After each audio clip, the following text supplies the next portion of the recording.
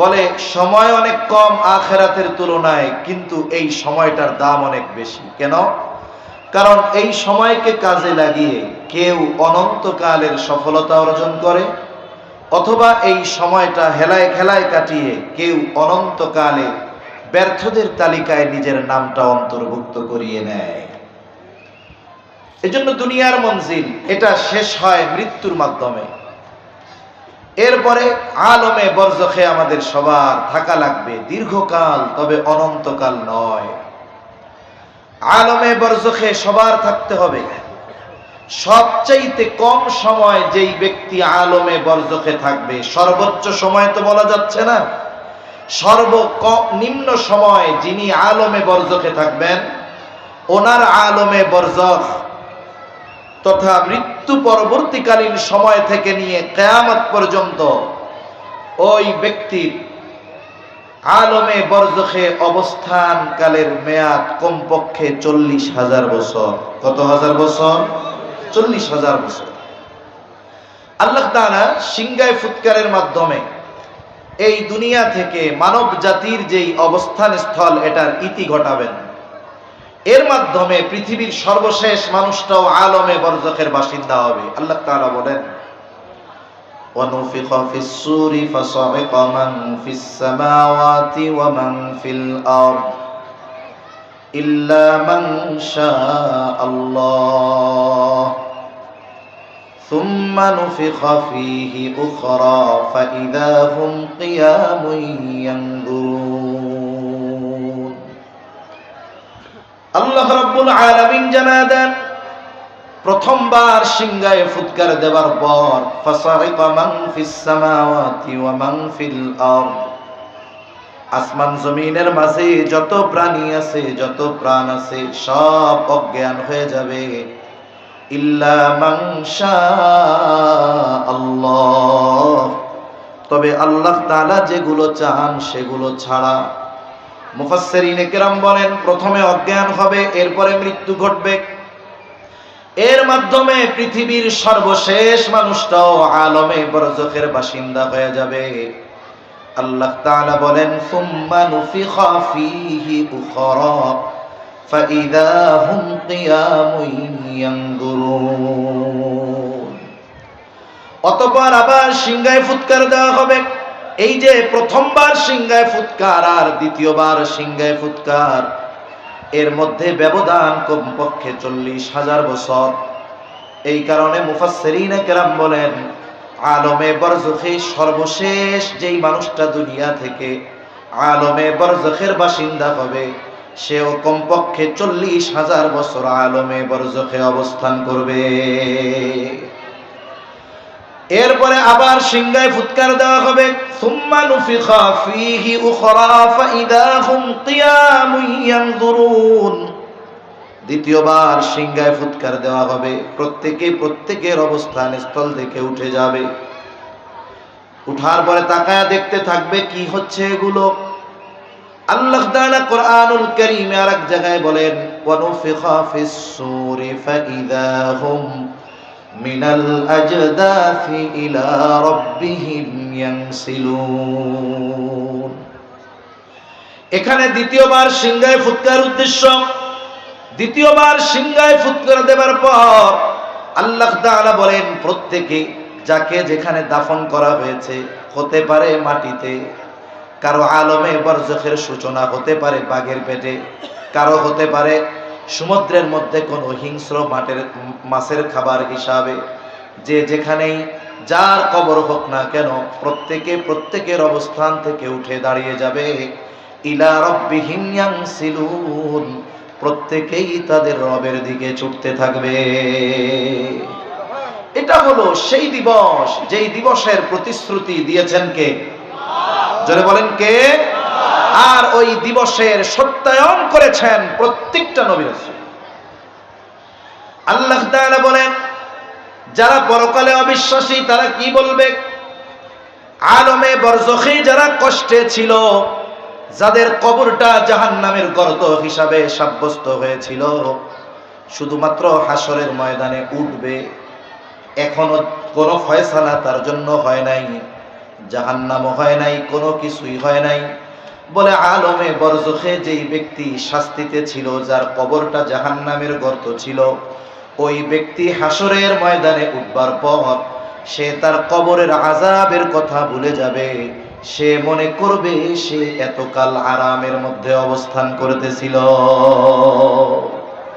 হাসরের ময়দান এতটা কঠিন এক ভয়াবহ আবহাওয়া তৈরি করবে, যে ব্যক্তি কবরে আযাবে ছিল ও মনে করবে আমি মনে হয় এতকাল ঘুমাইছিলাম। কি বলবে তারা? ক্বালু ইয়া ওয়াইলানা মান বা'আসানা মিন মারকাদিনা।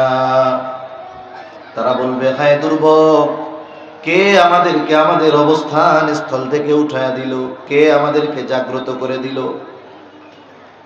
ইয়া ওয়াইলানা মান বা'আসানা মিন মারকাদিনা, কে আমাদেরকে আমাদের অবস্থান স্থল থেকে জাগায়া দিল। এইবার মুমিনরা অথবা ফেরেশতারা বলবে হাদা মা ওয়া'আদার রহমান ওয়া সাদাকাল মুরসালুন। এটাই হলো দয়াময়ের সেই প্রতিশ্রুত দিবস, যেই দিবসের প্রতিশ্রুতি তিনি দিয়েছেন আর তার প্রেরিত রাসূলগণ এই দিবসের সত্যায়ন করেছেন। এটাই হলো সেই দিবস, এটাই হলো ইয়াউমুল জাযা, প্রতিদান দিবস। এটাই হলো ইয়াউমুল হাসর, একত্রিতকরণ দিবস। এটাই হলো সেই দিবস যেই দিবসের একচ্ছত্র আধিপত্য যার হবে তিনি কে? এটাই সেই দিবস। আজকে বিচার হবে মানুষের। আল্লাহ রাব্বুল আলামিন বিচার করবেন। প্রত্যেকটা মানুষ তার চূড়ান্ত অবস্থা নিজেরাই সেই দিন অবলোকন করতে পারবে, বুঝতে পারবে। প্রত্যেকটা মানুষকে তার দুনিয়ার কর্মের হিসাব, ফাইল, আমলনামা তাদের হাতে পৌঁছায়া দেওয়া হবে। আল্লাহ তাআলা কোরআনুল কারীমের মধ্যে জানায় দেন আমলনামাগুলো ছেড়ে দেওয়া হবে, আর যার আমলনামা তার কাছে গিয়ে পৌঁছায়া যাবে। আমলনামাগুলো ছেড়ে দেওয়া হবে, কেউ ডান হাতে আমলনামা পাবে, কেউ বাম হাতে আমলনামা পাবে। ডান হাতে যারা আমলনামা পাবে তারা সৌভাগ্যবান, আর যারা বাম হাতে আমলনামা পাবে তারা দুর্ভাগ্যবান। বাম হাতে যাদের আমলনামা দেওয়া হবে, হাতটা বুক চিরে পেছন দিকে নেওয়া হবে, পেছন দিক দিয়ে তাদের হাতে আমলনামা দেওয়া হবে। ডান হাতে যারা আমলনামা পাবে, সামনাসামনি আমলনামা পাবে। সাথে সাথে আল্লাহ তাআলা আমলনামা পড়ার যোগ্যতা সবাইকে দান করবে। আর আল্লাহ তাআলা বলবেন ইকরা কিতাবাকা কাফা বিনাফসিকাল ইয়াউমা আলাইকা হাসিবা। তুমি পড়ো তোমার কিতাব, তুমি পড়ো তোমার আমলনামা, তোমার নিজের হিসাবের জন্য তুমি আজকে নিজে যথেষ্ট। একজন বকলম মানুষ যে জীবনে নিজের নাম লিখতে পারে না, তাকেও পড়ার যোগ্যতা যিনি দিবেন তিনি কে? আল্লাহ। এটা প্রযুক্তির কারণে বোঝা এখন সহজ। মানুষ এতটা প্রযুক্তিগত উৎকর্ষতায় পৌঁছিয়ে গিয়েছে, চায়না ভাষা এর শব্দ বহুদূর, অক্ষরিত আমরা বুঝি না। কিন্তু কোন চাইনিজ যদি আমার আপনার সাথে কথা বলতে চায়, সে মোবাইলে আমাকে ফোন দিবে, সে কি বলতেছে তার ভাষায় আমার মোবাইলের স্ক্রিনে সেটা উঠে যাবে, এবং আমি আমার ভাষায় বলবো, সে তার ভাষায় আমার কথাগুলো ওখানে শুনতে পাবে, দেখতে পাবে। এই যে প্রযুক্তি, জ্ঞান, এটা মানুষকে দিছেন কে? আল্লাহ দিছেন। সেই আল্লাহর জন্য আমলনামা পড়ার যোগ্যতা আমাদের দেওয়া, এটা শুধু সহজ না, অতি অতি অতি সহজ, ঠিক কিনা? প্রত্যেকটা মানুষ তার আমলনামা পড়তে পারবে। ডান হাতে যারা আমলনামা পাবে তারা কত আনন্দিত হবে। আল্লাহ তাআলা কোরআনুল কারীমের মধ্যে বলেন ফাআম্মা মান উতিয়া কিতাবাহু বিয়ামিনিহি ফায়াকুলু হাউম ইকরাউ কিতাবিয়া ইন্নী যানানতু আন্নী মুলাকিন হিসাবিয়া। ডান হাতে যারা আমলনামা পাবে তারা আনন্দে অন্যান্যদেরকে বলতে থাকবে ফায়াকুলু হাউম ইকরাউ কিতাবিয়া, এই তো আমার কিতাব, এই তো আমার আমলনামা, তোমরা পড়ো আমার কিতাব, পড়ো আমার আমলনামা। শুধু মানুষকে তার কিতাব পড়ার জন্য বলবে এমনটা নয়, বরং সে কোন কারণে ডান হাতে আমলনামা পেয়েছে সেটাও বলে দিবে। সে বলবে, আমি ডান হাতে আমলনামা পাবার কারণ কি জানো? ইন্নী যানানতু আন্নী মুলাকিন হিসাবিয়া। সে বলবে, নিশ্চয় আমি দুনিয়ায় এই ব্যাপারে দৃঢ় ধারণা রাখতাম, দৃঢ় বিশ্বাস রাখতাম, ঈমান রাখতাম। আমি দুনিয়ায় যত কর্ম করি না কেন, দুনিয়ার মানুষের সামনে হিসাব না দেওয়া লাগলেও যার সামনে হিসাব দেওয়া লাগবে তিনি কে? আমাকে আল্লাহর সামনে আমার দুনিয়ার কর্মের হিসাব দেওয়া লাগবে, এটা দুনিয়াতে আমি দৃঢ় বিশ্বাসী ছিলাম। বিশ্বাসী ছিলাম বিধায় দুনিয়ায় কাজকর্ম ঠিক মতো করছি, যেন আল্লাহর সামনে হিসাবের দিন ধরা পড়ে না যায়। এজন্য আজকে আমি ডান হাতে আমলনামা পেয়েছি। আর একদল বাম হাতে আমলনামা পাবে, তাদের অবস্থা কেমন হবে? আল্লাহ তাআলা বলেন, ওয়া আম্মা মান উতিয়া কিতাবাহু বিশিমালিহি ফায়াকুলু ইয়া লাইতানি লাম উতা কিতাবিয়া ওয়া লাম আদরি মা হিসাবিয়া ইয়া লাইতাহা কানাতিল কাদিয়া মা আগনা আন্নি মালিয়া হালাকা আন্নি সুলতানিয়া। বাম হাতে আমলনামা পেয়ে বলবে, ইয়া লাইতানি লাম উতা কিতাবিয়া, হায় দুর্ভোগ, আমি যদি এই কিতাব না পাইতাম কতই না ভালো হতো। ওয়া লাম আদরি মা হিসাবিয়া, আমি যদি আমার হিসাবটা না জানতাম কতই না ভালো হতো। ইয়া লাইতাহা কানাতিল কাদিয়া, ওই যে প্রথমবার দুনিয়া থেকে যে মরছিলাম ওটাই যদি আমার চূড়ান্ত ধ্বংসের কারণ হতো তাহলে কতই না ভালো হতো। এই যে আফসোস সে করবে, বাম হাতে আমলনামা পাবে। মূল কথা হলো, ডান হাতে যারা আমলনামা পাবে তাদের জন্য এই ঘোষণা নিশ্চিত, যদি পাপের কারণে তাদের জাহান্নামে যাওয়াও লাগে, অনন্তকাল জাহান্নামে থাকা লাগবে না। তার মানে সে সুনিশ্চিত যে আমি আমার সর্বশেষ আবাসস্থল হিসাবে যেই স্থান পাব সেটা হলো জান্নাত। আর বাম হাতে যারা আমলনামা পাবে এদের চূড়ান্ত আর অনন্ত আবাসস্থল হলো জাহান্নাম। জান্নাতীরা জান্নাতে চলে যাবে, জাহান্নামীরা জাহান্নামে চলে যাবে। একটা সময় জান্নাতি যারা তারা অনন্তকাল জান্নাতের জন্য সাব্যস্ত হয়ে যাবে, জাহান্নামী যারা অনন্তকাল জাহান্নামের জন্য সাব্যস্ত হয়ে যাবে।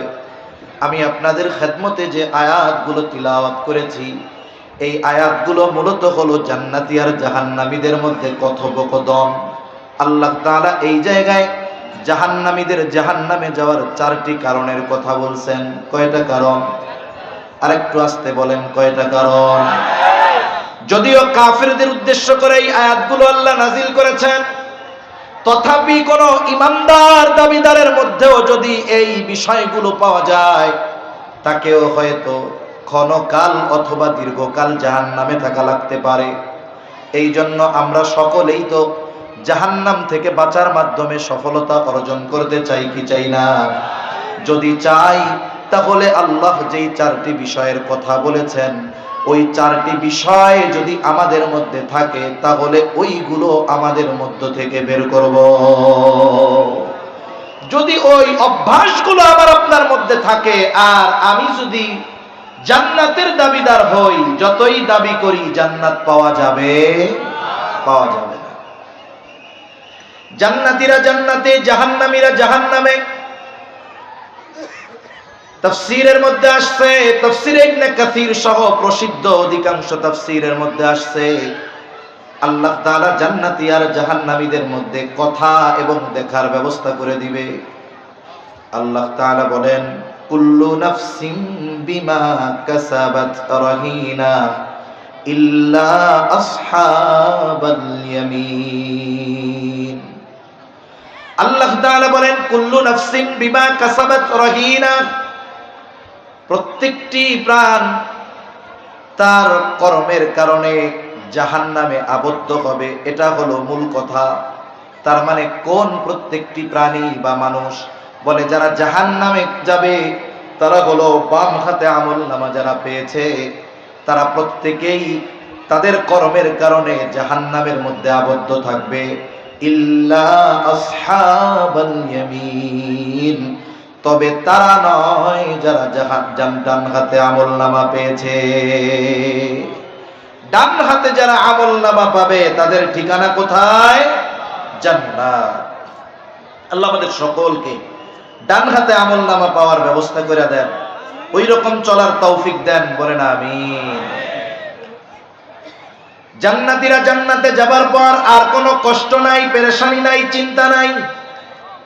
অথচ জান্নাতীও জান্নাতে যাবার আগে যখন হাসরের ময়দানে থাকবে, কেউকে চিনবে না, পরিচয় দিতে চাবে না, চিনলেও।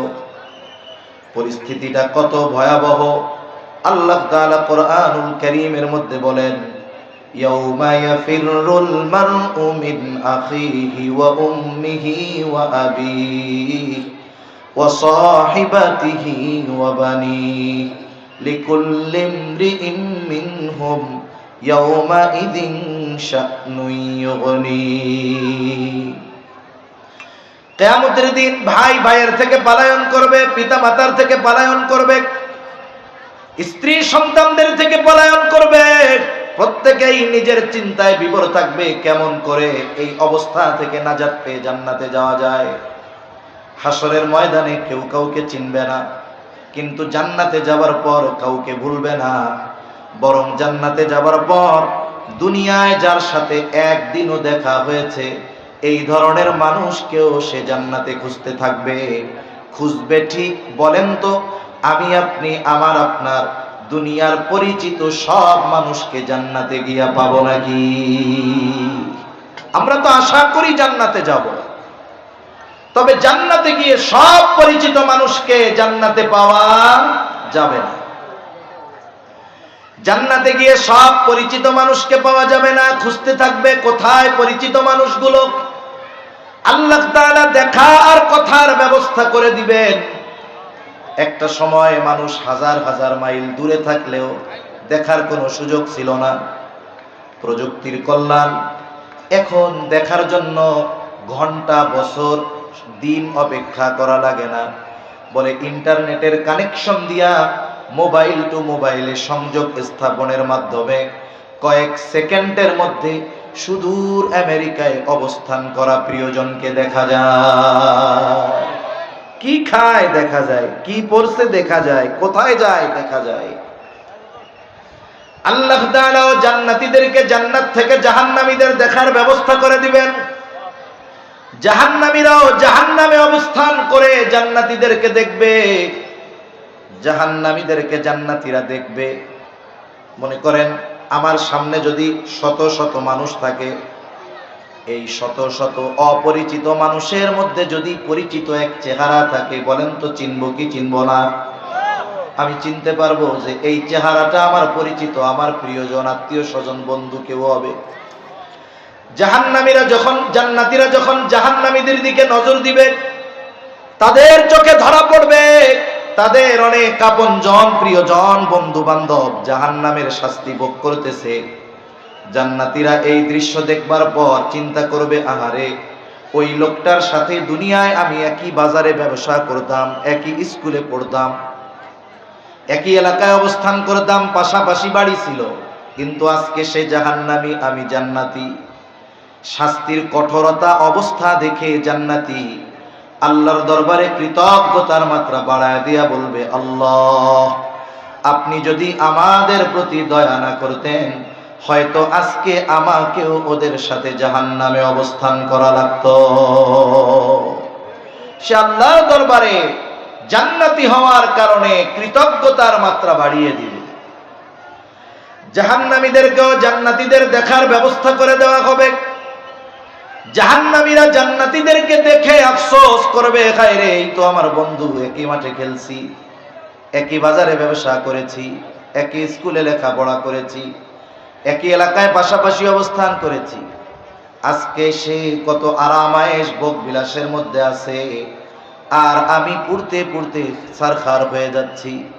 এই দৃশ্য দেখবার পর তার শাস্তির যেই কষ্ট এটা তার আরো বাড়তে থাকবে। কেন?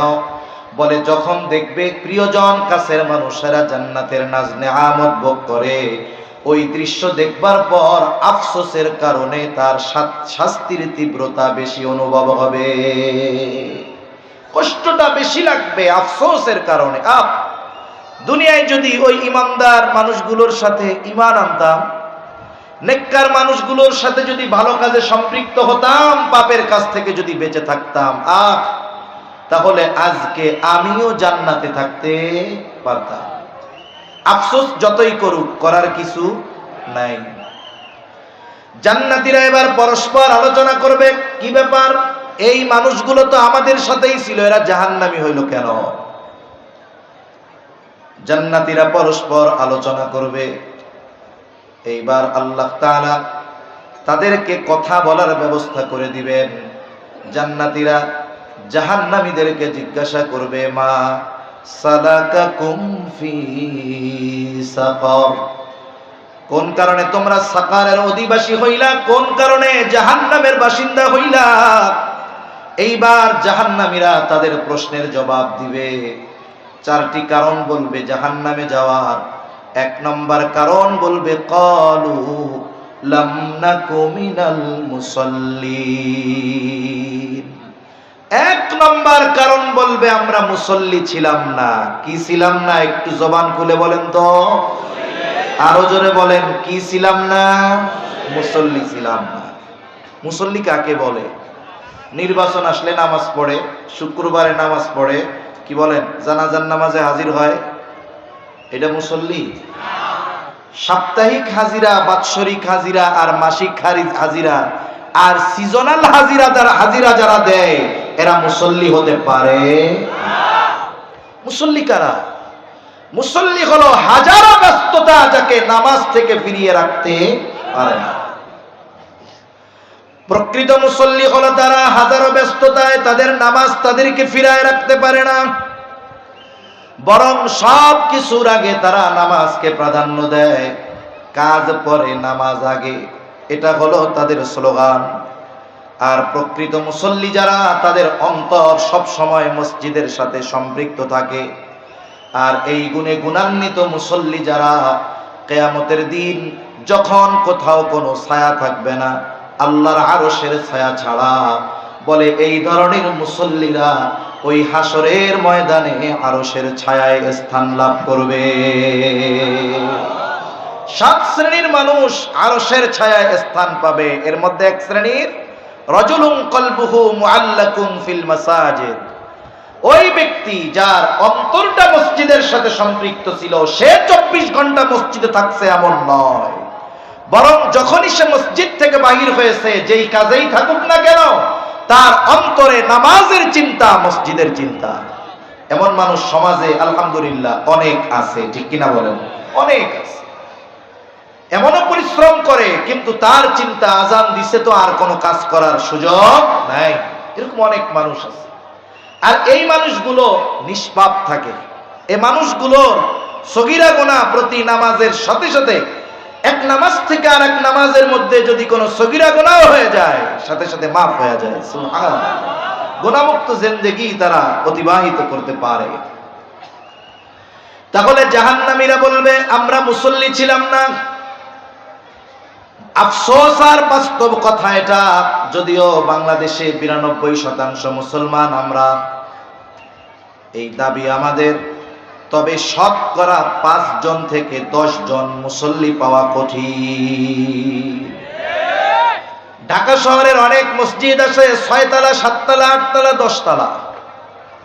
জুমার দিন অনেক মহল্লার মসজিদ, বাস স্ট্যান্ড অথবা বাজারের মসজিদে বাহিরের মুসল্লি অনেক হয়, কিন্তু ভেতরে মহল্লার মধ্যে যেই মসজিদগুলা, ওই জায়গায় বাহিরের মুসল্লিরা থাকে না, বরং ওই এলাকার সব মুসল্লি।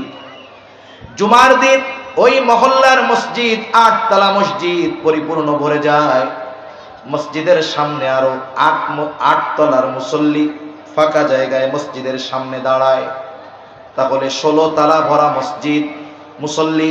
কিন্তু আফসোসের ব্যাপার ভাইরা রে, ওই দিন জোহরের জুমার নামাজে এত ভিড়, ওই মহল্লার মধ্যে ওই দিন আসরের নামাজে মসজিদের ভেতরে, আটতলা তো বহুদূর, অনেক মসজিদের মধ্যে ওই দিন আসরের সময় মসজিদের নিচতলার 4 কাতারও ভরে না। এবার একটু হিসাব বের করেন, 100 জন জুমার নামাজের মুসল্লির মধ্যে 10 জন হয়তো সর্বোচ্চ পাওয়া যাবে 5 ওয়াক্ত নামাজ পড়ে। এখন আরেকটু চিরুনি অভিযান দেন, এই 5 ওয়াক্ত নামাজ যারা পড়ে এদের মধ্যে নামাজ কয়জনের হয়? এই হিসাব যদি করা হয়, চালুনি দিয়া ভালো মতো নাড়াচাড়া দিয়ে দেখা যাবে শতকরা বাংলাদেশে 100 জন মুসলমানের মধ্যে 5 জন মুসল্লি পাওয়া যায় না। আবার যদি 5 জন পাওয়া যায়, এর মধ্যে 4 জন হবে কোনো না কোনো ভাবে মাদ্রাসায় পড়া, আর বাকি 1 জন এরা উলামায়ে কেরাম দাওয়াত ও তাবলীগের সাথে সম্পর্ক রাখে। এই জন্য দেখা যায় নিজেদের ভুলগুলো আলেমদের থেকে শুধরিয়ে নিয়ে একেবারে সহিহ ইবাদত করতে পারতেছে। প্রকৃত খাঁটি মুসল্লি না হলে আখেরাতে নাজাত পাওয়ার উপায় আছে? নাই। এজন্য আমাদেরকে মুসল্লি হওয়া দরকার, মসজিদের সাথে সম্পৃক্ততা বাড়ানো দরকার। কিন্তু আফসোসের বিষয়, মানুষ তার কাজকে প্রাধান্য দিয়ে নামাজ থেকে দূরে থাকে। মুসলমানদের মধ্যে যেই সমস্ত মানুষগুলো মসজিদে যায় না, নামাজ পড়ে না, এদেরকে যদি জিজ্ঞাসা করা হয়, ভাই নামাজ পড়ো না কেন? সে জাগতিক ব্যস্ততাকে সামনে এনে নামাজ না পড়ার জন্য বাহানা হিসাবে দাঁড় করায়। সিএনজি ওয়ালা নামাজ পড়ে না, কেন পড়ো না? বলে সিএনজি চালানোর ব্যস্ততায় নামাজ পড়ার সুযোগ আমি পাই না। দোকানদার নামাজ পড়ে না, কেন পড়ো না? বলে আমার কাস্টমারের ভিড়, নামাজ পড়ার সুযোগ হয় না, সময় হয় না। কৃষি কাজ করে, নামাজ পড়ো না কেন? বলে কাজের ব্যস্ততায় নামাজ পড়তে পারি না। ফ্যাক্টরিতে কাজ করে, গার্মেন্টসে কাজ করে, নামাজ পড়ো না কেন? বলে কাজের ব্যস্ততায় নামাজ পড়তে পারি না। এই যে কর্মের দোহাই দিয়ে মানুষ নামাজকে ত্যাগ করে, বলেন তো যেই কর্মের দোহাই দিয়ে মানুষ নামাজকে ত্যাগ করে, ওই কর্ম মানুষ শখে করে নাকি রিজিকের জন্য করে? কাজ কেন করে মানুষ? ব্যবসা কেন করে? চাকরি কেন করে? সিএনজি কেন চালায়? অটো রিক্সা কেন চালায়? রিজিকের জন্য, ঠিক কিনা বলেন? রিজিকের জন্য। এবার বুঝে থাকলে একটু জবাব দেন তো, যেই রিজিকের জন্য নামাজ পড়ার সুযোগ পায় না, সেই রিজিকের মালিক কে? আরো জোরে বলেন না কে? তাহলে দুনিয়ার মানুষ আমরা রিজিক অন্বেষণের ব্যস্ততায় রাজ্জাকের হুকুম মানতে পারি না, অথচ যেই রিজিক অন্বেষণ করি সেই রিজিকের মালিক রাজ্জাক কে? আল্লাহ। তাহলে কি বুঝলাম বলেন তো? বরকতময় রিজিক, উপকারী রিজিক, সম্মানজনক রিজিক, এটা আমাদেরকে যিনি দিতে পারেন তিনি কে? আরো জোরে বলেন কে? তাহলে রাজ্জাকের নাফরমানি করে উত্তম রিজিক পাওয়া যাবে, এটা সম্ভব না অসম্ভব? নিঃসন্দেহে অসম্ভব। রাজ্জাকের গোলামির মাধ্যমে পরিপূর্ণ উত্তম রিজিক লাভ করা সম্ভব, কারণ এই নামাজের মাধ্যমে বান্দা রাজ্জাকের কাছ থেকে উত্তম রিজিক লাভ করতে পারে। আর এই নামাজ এমন এক ইবাদত, কিয়ামতের দিন সর্বপ্রথম এই নামাজের হিসাব নেওয়া হবে। নবীজি সাল্লাল্লাহু আলাইহি ওয়াসাল্লাম বলেন, আউয়ালু মা ইউহাসাবু বিহিল আবদু ইয়াউমাল কিয়ামাতিস সালাহ। কিয়ামতের দিন সর্বপ্রথম নামাজের হিসাব নেওয়া হবে। এক বর্ণনার মধ্যে আসছে, যার নামাজের হিসাব সঠিক হয়ে যাবে, তার জন্য বাকি বিষয়ের হিসাবগুলোকে যিনি সহজ করবেন তিনি কে?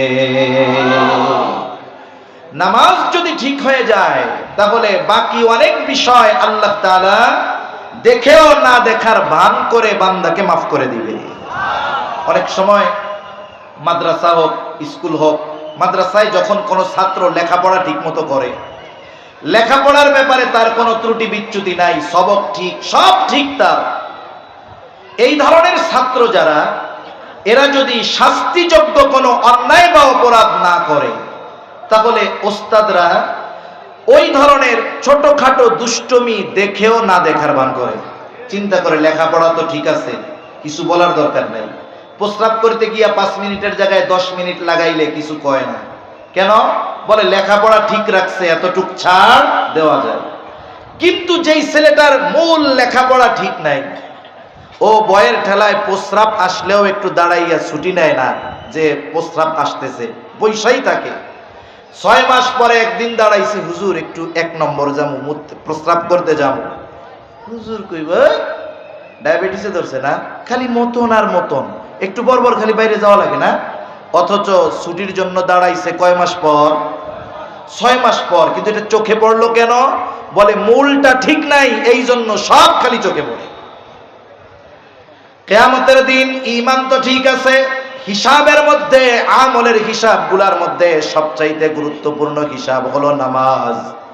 বলে নামাজের হিসাব যার ঠিক হবে, বাকি বিষয়গুলোর মধ্যে যদি ত্রুটি বিচ্যুতিও থাকে, আল্লাহ তাআলা হিসাব সহজ করে দেখেও না দেখার ভান করে বান্দাকে মাফ করে দিবে। এজন্য নামাজের ব্যাপারে আমাদের সর্বোচ্চ যত্নশীল হওয়া দরকার। তাহলে রিজিক অন্বেষণ করতে গিয়ে নামাজ বাদ দেয়, এরা হলো বোকা। কারণ যারা মুসল্লি হয়, যারা নামাজি হয়, তাদের রিজিকের জিম্মাদারি যিনি নেন তিনি কে? আরো জবান খুলে বলেন কে? আল্লাহ তাআলা বলেন, ওয়া'মুর আহলাকা বিস-সালাতি ওয়াসতাবির আলাইহা লা নাসআলুকা রিজকা নাহনু নারযুকুকা ওয়াল আকিবাতু লিত-তাকওয়া। আল্লাহ রাব্বুল আলামিন বলেন, ওয়া'মুর আহলাকা বিস-সালাতি ওয়াসতাবির আলাইহা, তুমি তোমার অধীনস্থদেরকে নামাজের আদেশ দাও এবং তুমিও তার উপরে অটল অবিচল থাকো। তার মানে নিজে মুসল্লি হও, ঘরের মানুষদেরকেও মুসল্লি বানাও। যদি এই দুইটা শর্ত কোনো ইমানদার পূরণ করতে পারে, নিজে মুসল্লি, ঘরের মানুষগুলো মুসল্লি, আহকামুল হাকিমিন জানায় দেন, বান্দা লা নাসআলুকা রিজকা, আমি তোমার কাছে রিজিক কামনা করি না, চাই না, বরং তুমি নামাজি যদি হয়ে যাও, তোমার ঘরের অধীনস্থ মানুষগুলা যদি মুসল্লি নামাজি হয়ে যায়, আল্লাহ তাআলা বলেন নাহনু নারযুকুকা, তাহলে আমি আল্লাহ তোমাদেরকে রিজিক প্রদান করব। তাহলে মুসল্লি হলে রিজিকের জিম্মাদারি নেন কে? আরো জোরে বলেন কে? আল্লাহ তাআলা তখন অল্পতে বরকত দেয়। আর যদি মুসল্লি না হয়, অনেক হতে পারে কিন্তু বরকত শূন্য হয়ে যায়। তাহলে 1 নাম্বার, জাহান্নামীরা জাহান্নামে যাওয়ার কারণ, তারা বলবে লাম নাকু মিনাল মুসাল্লিন, আমরা মুসল্লি ছিলাম না, এই কারণে জাহান্নামী। এখন কোন আমরা কি হব? জোরে বলেন, আরো জোরে বলেন, কি হব? মুসল্লি। বাৎসরিক, সাপ্তাহিক, সিজনাল নাকি 5 ওয়াক্ত? যত ব্যস্ততা থাকুক না কেন, 5 ওয়াক্ত নামাজ আমরা কখনো ছেড়ে দিব না। তাহলে আল্লাহ তাআলা আসমানের রিজিকের দরজা, বরকতের দরজা আমাদের জন্য খুলে দিবে ইনশাআল্লাহ। 2 নাম্বার কারণ, তারা বলবে ওয়ালাম নাকুনু তুহিমুল মিসকিন, আমরা জাহান্নামে আসার কারণ, আমরা মিসকিনদেরকে খানা প্রদান করতাম না। খানা খাওয়ানো এটা বড় ফজিলতের কাজ। রাসূলুল্লাহ সাল্লাল্লাহু আলাইহি ওয়াসাল্লামের কাছে এক ব্যক্তি আসছে, এসে জিজ্ঞাসা করেন আইয়ুল ইসলামি খাইর, ইসলামের মধ্যে উত্তম আমল কোনটা? আমার আপনার নবীজি ছিলেন উম্মতের রূহানি ডাক্তার। একই প্রশ্নের জবাব ব্যক্তির ভিন্নতায় তিনি ভিন্ন ভিন্ন জবাব দিতেন। এই ব্যক্তির এই প্রশ্নের জবাবে নবীজি বললেন তুতঈমুত তাআম ওয়া তাকরাউস সালাম আলা মান আরাফতা ওয়া মান লাম তারিফ, তুমি মানুষকে খানা খাওয়াও আর পরিচিত অপরিচিত সবাইকে বেশি বেশি সালাম দাও। মানুষকে খানা খাওয়াও। আল্লাহ তাআলা এই কথা, নবীজি এই কথা বলে কোন স্তর বিন্যাস করেন নাই যে ধনীরে খাওয়াবা না, শুধু গরিবরে খাওয়াবা। তবে যাকেই খাওয়ানো হোক, একমাত্র সন্তুষ্টি উদ্দেশ্য হবে কার? আল্লাহ। এখন একজন কোটিপতিরে একজন গরিব খানা খাওয়াইছে, জাগতিক কোন স্বার্থে নয়, আল্লাহর জন্য। সওয়াব আছে না নাই? আছে।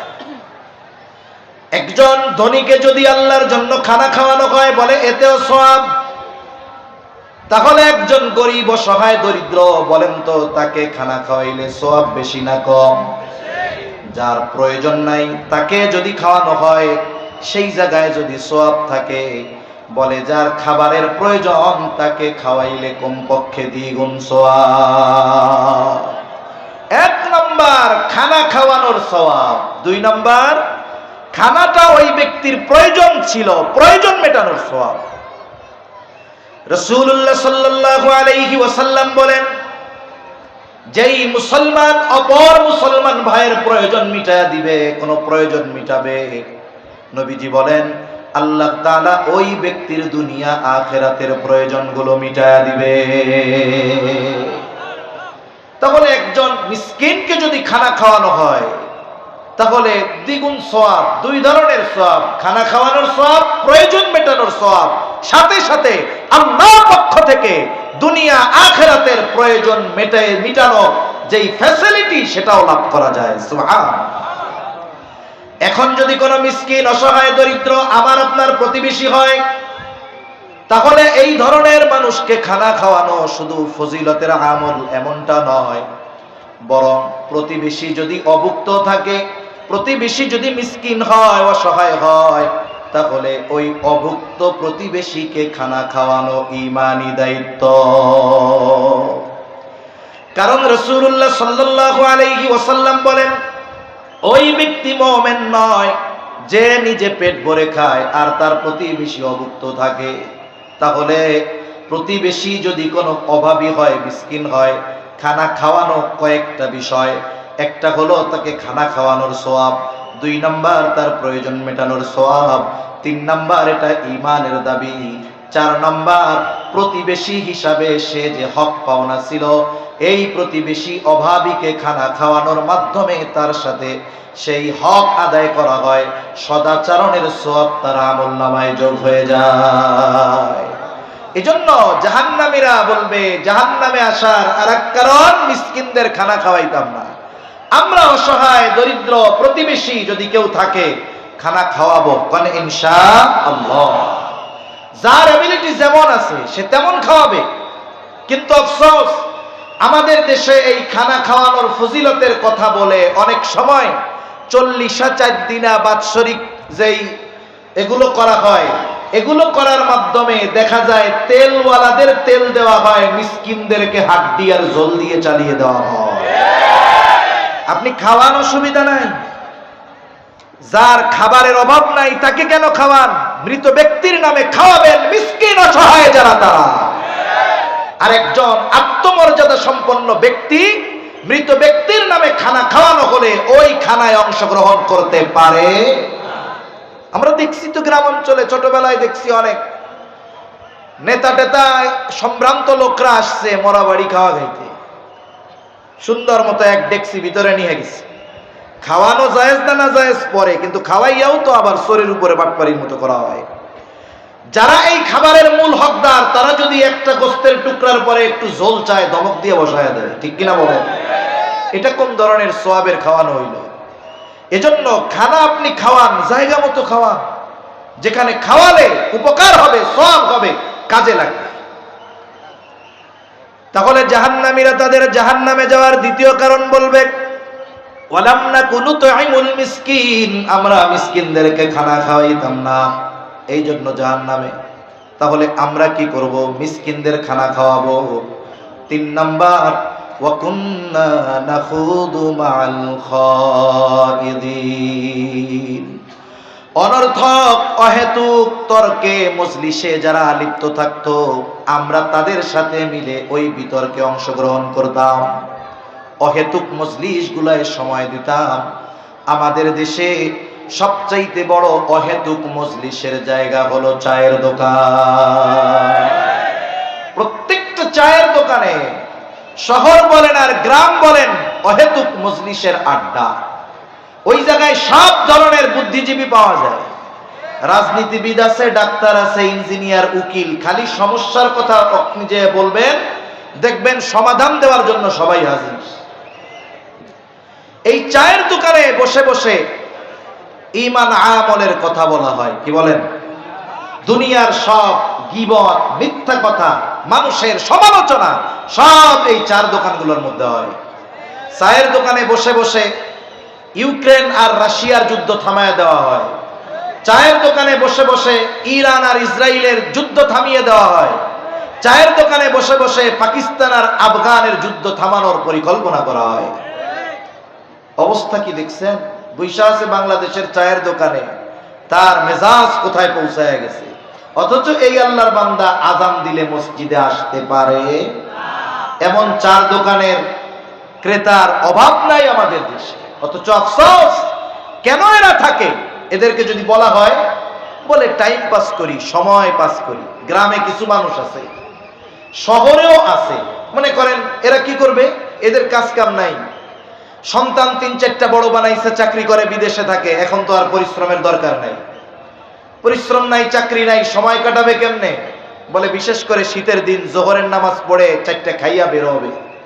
চায়ের দোকানে আল্লাহর বান্দা আসবে ওই 2, 2:30, 3টা থেকে নিয়ে একবারে রাত 9টা 10টায়, এরপরে বাড়ি ফিরবে। এক টানা 7, 8, 9 ঘন্টা চায়ের দোকানে বসে থাকে, কোনো কাম কাজ নাই। 3 মাথা এক জায়গা দিয়া, 3 মাথা বুঝেননি, 2 হাঁটু আর মাথা এইভাবে দিয়া বসে চার দোকানে এই দীর্ঘ সময় বসে থাকে। আমি যদি তারে জিজ্ঞাসা করি, চার দোকানে বসে কি করেন? সময় কাটে না, সময় কাটাইতেছি, টাইম পাস করতেছি।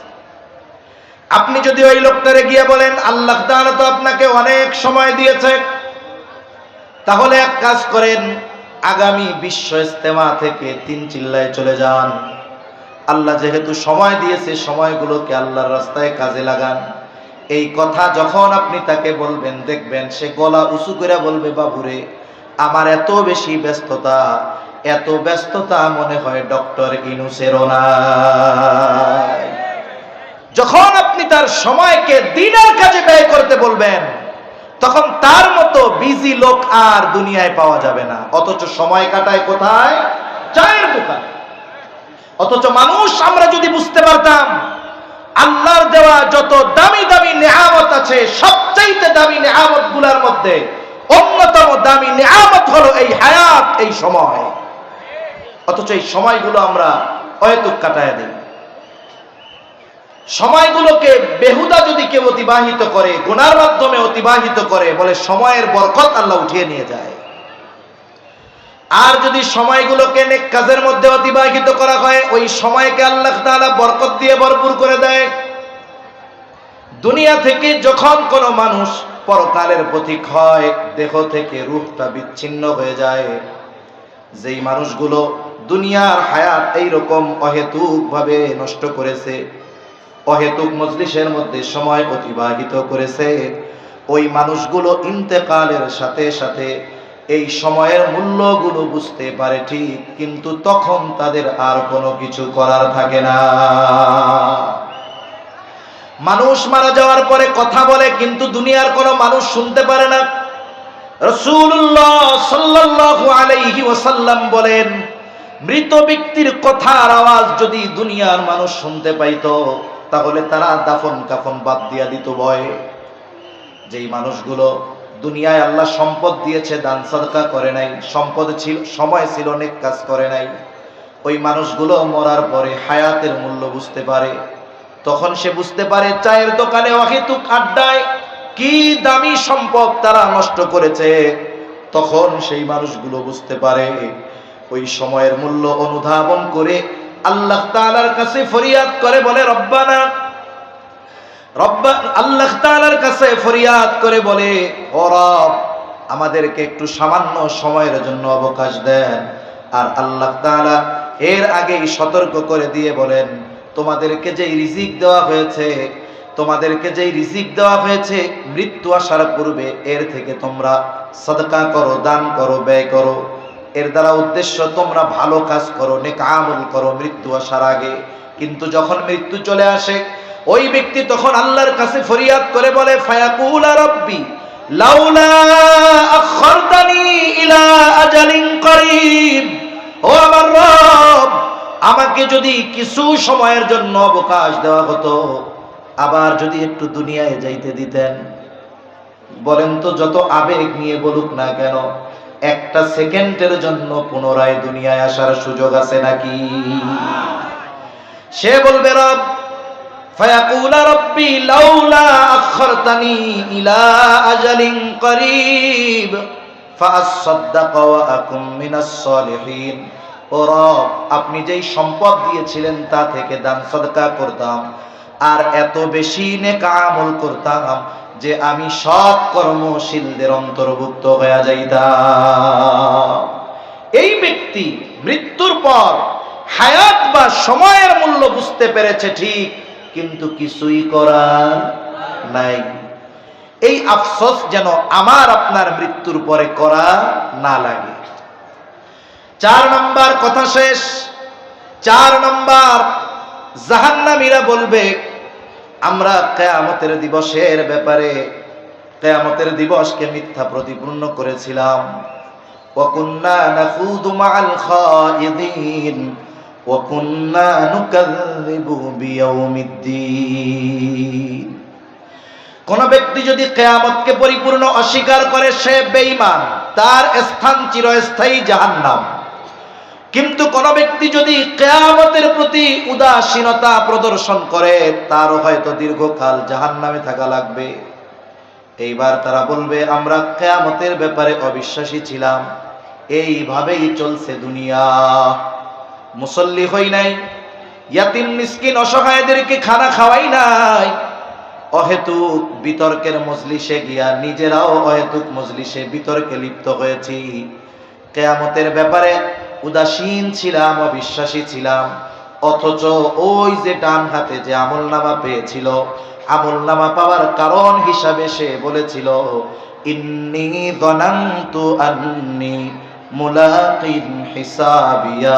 আমি এই ব্যাপারে দৃঢ় ধারণা পোষণ করতাম যে কিয়ামতের দিন আমার দুনিয়ার কর্মের হিসাব আল্লাহর সামনে দেওয়া লাগবে। এজন্য যারা কিয়ামতের ব্যাপারে যার যত বিশ্বাস বেশি, পরকালের ব্যাপারে যার যত বিশ্বাস বেশি, বলে তার দুনিয়ার কর্ম তত সুন্দর, আখিরাত তত সুন্দর। এভাবে চলছে দুনিয়া, কিয়ামতের ব্যাপারে উদাসীন, অবিশ্বাসী। এবার চূড়ান্ত সত্যের আগমন ঘটল।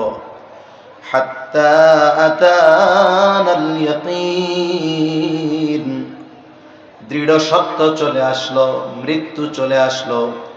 ঈমান আনতে পারলাম না, তাওবা করতে পারলাম না, ভালো কাজ করতে পারলাম না, দ্বীনি মজলিসে বসতে পারলাম না, অসহায়দেরকে খানা খাওয়াইতে পারলাম না, ঠিকানা হয়ে গেল জাহান্নাম। আল্লাহ তাআলা আমাদের সকলকে এই বিষয়গুলোর আলোকে খেয়াল রেখে জাহান্নামীদের কাজ ত্যাগ করে জান্নাতীদের কাজ বেশি বেশি করার তৌফিক আল্লাহ দান করেন। সকলে জবান খুলে বলি আমিন। ওয়া আখিরু দাওয়ানা আনিল হামদুলিল্লাহি রাব্বিল আলামিন।